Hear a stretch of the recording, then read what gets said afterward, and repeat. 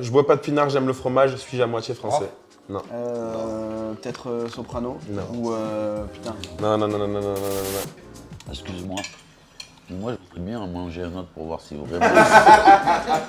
Est-ce qu'il y a du rab? Parce que je suis sûr que c'est un coup de chance, t'as vu. Ok, un indice un peu plus. Où là, ça va être une épreuve de rapidité, je pense. C'est son prénom plus derrière un nom d'animal. Quoi? C'est pas mon idée.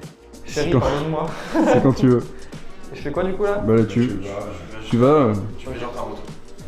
Non, pas de genre t'es en moto. Et là, tu veux vraiment me faire passer pour un con. Allez, c'est quand tu veux.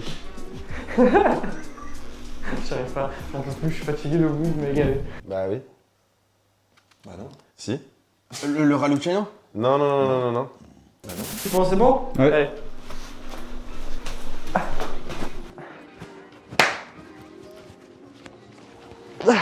Salut et bienvenue à tous pour cette nouvelle émission de Bête de Bouffe. Bougez pas. Ok, super. Donc on va avoir besoin d'un fouet aujourd'hui, on va avoir besoin d'une spatule, on va avoir besoin d'une casserole, on va avoir besoin d'un chauffe-eau qui est juste ici. Un chauffe-eau? C'est une plaque. Une plaque des cuissons qui est juste ici. C'est son blaze. Et derrière, il y a un nom d'animal. Bah non, c'est pas Si. un nom d'animal, frère. Si, c'est un nom. Ah, mais c'est pas un nom. Je suis en erreur. Bah non, Ouais. frère. C'est carrément pas un animal, c'est une maladie. Ouais, on va dire Ouais, ça. c'est une maladie. Tu as perdu. Encore mal. This is la peste. This is la peste. Un animal. La peste, un animal. Il a dit que la peste, c'est Hashtag un la peste animal. noire, un animal. Moi, tu m'as perdu, frère. Ouais, bah ouais, mais moi aussi je me suis perdu. Le mec est moins zen. Je retourne le tour là. Et où est mon cocaïne? Pourquoi tu rigoles toi? T'as pas école à ce soir-là? Cette clope, je la garde.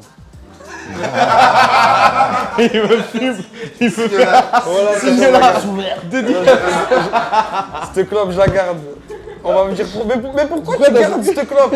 Tu peux pas comprendre. Tu peux pas comprendre. C'est la seule et l'unique vraie clope. C'est la seule, ouais. Ah oui, ah oui. vraie clope du bonheur. Mais tu sais que là, je vais fumer ce zère là.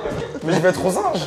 La première fois que j'ai fumé, Moi, tu sais que ça m'a rien fait et je me demande pourquoi ça m'a rien fait. Il m'avait dit, tu sais, l'argument qu'il m'avait sorti. Il m'avait dit, ouais, tu verras, t'auras les jambes lourdes. Je fais, les gars, vous fumez pour avoir les jambes lourdes, c'est quoi? Vous êtes pas sans. fumez pas, ouais. Après, t'as du mal à marcher, c'est pas pratique et tout. Je comprends pas. Tu rentres chez toi comment, mec? Ouais, mais je sais pas. Ah! Mais du coup. Merci Amsterdam et les Hollandais.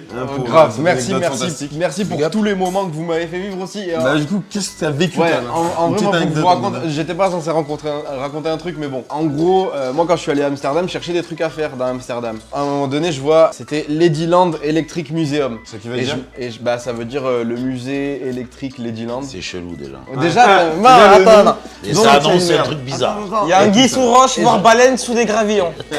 Et donc là, je vois, c'est un musée où il y a plein de trucs phosphorescents et fluorescents. Je me dis, ouais, vas-y, bon, je vais rouler ton un t-shirt. pli, et après, je vais aller là-bas. Peut-être que ça va être Ça va délirer un trop peu, bien et tout. On y va et on arrive dans une espèce de petite pièce où, en gros, c'est une pièce avec plein de tableaux de partout, plein de trucs et tout. Et là, c'est une mamie qui nous accueille. Elle nous dit, bienvenue et tout machin au musée. Bon, on va vous demander d'enlever vos chaussures. Déjà, ça part mal. Déjà. Bon, ok, bah attendez. D'où t'enlèves tes chaussures. Donc je me dis, vas-y, bah ok, bah j'enlève mes chaussures, on enlève nos chaussures et tout machin. Elle fait, bon, mais du coup, ça se passe à la cave. Deuxième pièce, il enlève son t-shirt. Oh, la cave. Je fais, pardon, C'est un peu Là, elle me plus, dit, ça ça fait s'appelle Comment la question cave, chelou, hein? frère. Elle me dit, enlevez votre pantalon. Donc moi, non, je rigole, c'est pas vrai. Oh. Donc là, La vérité, j'y ai cru, c'est comme ça. Ah, Oh, le con, il va se le raconter. elle t'aurait fait le slip, elle, hein?